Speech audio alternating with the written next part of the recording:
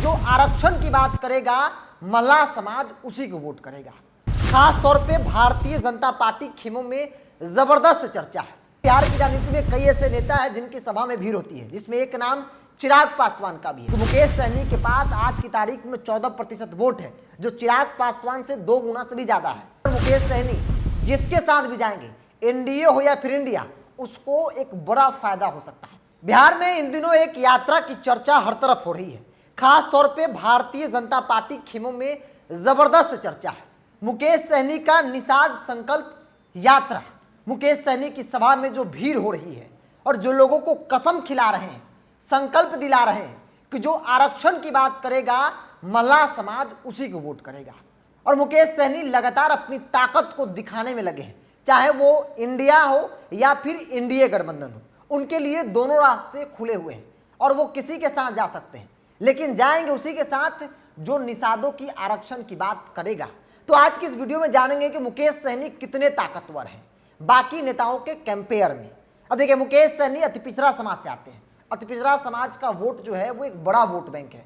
26% vote Bihar की राजनीति में अति पिछड़ों का है।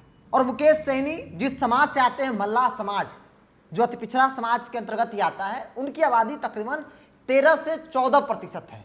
एक बड़ा वोट बैंक है और उस वोट बैंक पर मुकेश सहनी का दावा होता है।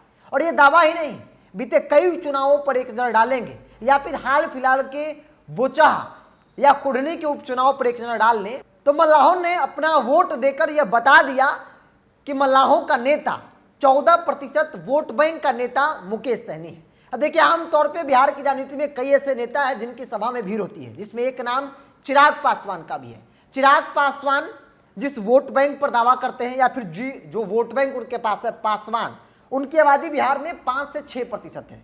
उनकी सभा में भीड़ होती है, चर्चा उनको लेकर भी होती है। लेकिन आज की तारीख में मुकेश सहनी जैसी अपनी ताकत दिखा रहे हैं, वो चिराग पर भारी पड़ गए। चिराग पासवान के वोट बैंक से 2 गुना से ज्यादा उनके पास वोट बैंक है। अकेले 14% वोट मुकेश सहनी के पास है और वो 14% वोट भाजपा के लिए भी बहुत महत्वपूर्ण रखता है। वो 14% वोट जो है वो इंडिया, नीतीश कुमार और तेजस्वी यादव की पार्टी के लिए भी काफी महत्वपूर्ण रखता है। लेकिन शर्त एक ही है, गठबंधन उसी के साथ होगा जो आरक्षण की बात करेगा, जो निषादों को आरक्षण देने की बात करेगा। ऐसे में उम्मीद देश के मौजूदा प्रधानमंत्री से है कि अगर वो आरक्षण लागू कर देते हैं तो फिर बिना शर्त भाजपा के साथ चले जाएंगे। अब जरा देखिए, चिराग पासवान से कैसे ताकतवर है। आपके मन में सवाल होगा कि चिराग पासवान से ताकतवर कैसे है। चिराग के पास फैन फॉलोइंग, युवा नेता, स्मार्ट हैं, लेकिन वोट की जब बात होती है तो चिराग पासवान के पास 5 से 6% पासवानों का वोट है। ऑल ओवर दलित को छोड़ दीजिए आप, चिराग पासवान के पास सिर्फ पासवानों का वोट है, ऐसा देखा गया है। लेकिन ये वोट तब 6% एक जगह रह पाता है जब चाचा भतीजे एक साथ रहेंगे। यानी कि अगर चाचा हट जाते हैं तो फिर उस वोट बैंक में सेंधमारी 1-2% जो है वैसी हो जाती है। लेकिन वही मुकेश सहनी की बात कर ली जाए तो मुकेश सहनी के पास 2 गुना वोट, 14% वोट है। 2 गुना से भी ज्यादा हो जाता है 14% वोट मल्लाहों का। और आज की तारीख में जो सभा कर रहे हैं, जो यात्रा कर रहे हैं और जो जनसैलाब उमड़ रहा है, वो इस बात का प्रमाण है कि मुकेश सहनी के पास वाकई में 14% वोट जो है वो हर कदम में, हर विपरीत परिस्थिति में साथ चलने को तैयार है। क्योंकि हमने आपको कई तस्वीरें दिखाई उनकी सभा में जाकर कि कैसे लोग जो है वो मतलब कि आतुर है उनसे मिलने के लिए। लोगों में भी वो गुस्सा है कि जो आरक्षण देगा उसी के साथ। भाजपा को लोग 1000 बात बोल रहे हैं, भाजपा से नाराजगी है, लेकिन भाजपा को कह रहे हैं कि अगर आप आरक्षण लागू कर देते हैं तो सारे नाराजगी, सारे गिलवे शिकवे को भूलकर हम आपके साथ चले आएंगे।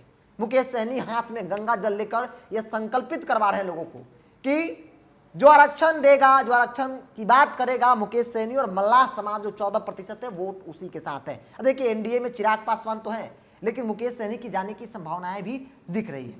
कहा जा रहा था कि मुकेश सहनी इसलिए नहीं गए कि उनको सीटें कम दी जा रही थी, चिराग पासवान से कम सीटें दी जा रही थी, लेकिन ताकत तो चिराग से बहुत ज्यादा है। अगर 14% वोट वाकई में मुकेश सहनी के पास है, जो तस्वीर दिखी है बीते कल सभा में या फिर कुरन्नी के उपचुनाव में, बोचहा के उपचुनाव में जो दिखी, उससे यह कहा जा सकता है कि मुकेश सहनी के पास वाकई में एक बड़ा वोट बैंक है।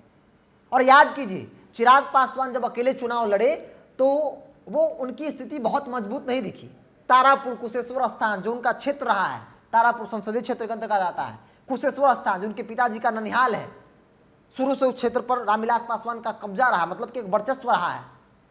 उस क्षेत्र में पासवानों की अच्छी खासी आबादी है, बावजूद भी चिराग पासवान को वोट जो है उस अनुसार से नहीं मिल पाते हैं जैसे मिलने चाहिए। लेकिन वही मुकेश सहनी जब अपने गढ़ में चुनाव लड़ते हैं, बोचाहा में लड़ते हैं, तो वो तकरीबन 30,000 वोट लाते हैं। 45 से 50,000 मल्लाहों की आबादी है, उसमें से 30,000 वोट लाना एक बड़ा सवाल है। उसमें से 30,000 वोट लाना एक बड़ी बात है। और इसलिए हम कह रहे हैं, और हम नहीं कर रहे हैं, राजनीति को जानने समझने वाले लोग इस बात को मान रहे हैं कि मुकेश सहनी के पास आज की तारीख में 14% वोट है, जो चिराग पासवान से 2 गुना से भी ज्यादा है। ऐसे में अगर मुकेश सहनी जिसके साथ भी जाएंगे, एनडीए हो या फिर इंडिया, उसको एक बड़ा फायदा हो सकता है। अति पिछड़ा समाज में एक बड़ी सेंधमारी हो सकती है, क्योंकि बिहार की राजनीति अति पिछड़ों की राजनीति हो गई है इन दिनों। और उसमें 14%, 26% में से 14% वोट मुकेश सहनी के पास है। और मुकेश सहनी संकल्प यात्रा पर निकले हैं। भीड़ जो दिख रही है वो दोनों गठबंधन को यह ताकत दिखा रहे हैं कि वाकई में मेरे पास कितना ताकत है। इस बात का एहसास आपको भी हो जाएगा।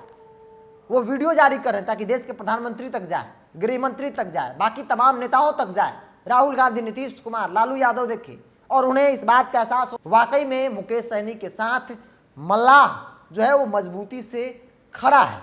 बहरहाल आने वाले दिनों में चीजें स्पष्ट हो जाएगी। लेकिन मुकेश सहनी हर सभा में जरूर ये बात कह रहे हैं कि इस भीड़ को देखने के बाद भारतीय जनता पार्टी के बड़े से बड़े धुरंधर नेता हर रोज रात को फोन कर रहे हैं और रिक्वेस्ट कर रहे हैं कि अपनी यात्रा को रोक लीजिए। आरक्षण तो लागू होकर ही रहेगा, लेकिन जिस प्रकार से आप बयान दे रहे हैं वो आने वाले दिनों में ठीक नहीं होगा। इनडायरेक्टली धमकी भी दे रहे हैं। कई मंचों से आपने सुना कि भाजपा नेता मुकेश सहनी को धमकी दे रहे हैं, क्योंकि भाजपा को एक बड़ा नुकसान हो रहा है। और कोई 2-4% का नुकसान नहीं है, बल्कि 14% का नुकसान है। और ये नुकसान भाजपा को अगर वाकई में हो गया तो फिर ऑलरेडी भाजपा बिहार में भाजपा की कमर टूटी हुई है। ऐसे में 14% अगर वाकई में वोट जो है वो इंडिया की ओर शिफ्ट हो जाता है, तो फिर भाजपा जैसी बड़ी पार्टी बिहार की राजनीति में न घर की रहेगी न घाट की रहेगी। बहरहाल आप क्या सोचते हैं इस विषय को लेकर? अपनी प्रतिक्रिया कमेंट बॉक्स में जरूर रखें। द इंडिया टॉप को यूट्यूब पर देख रहे हैं तो चैनल को सब्सक्राइब कर लीजिए, फेसबुक पर देख रहे हैं तो पेज को लाइक और फॉलो कर लीजिए।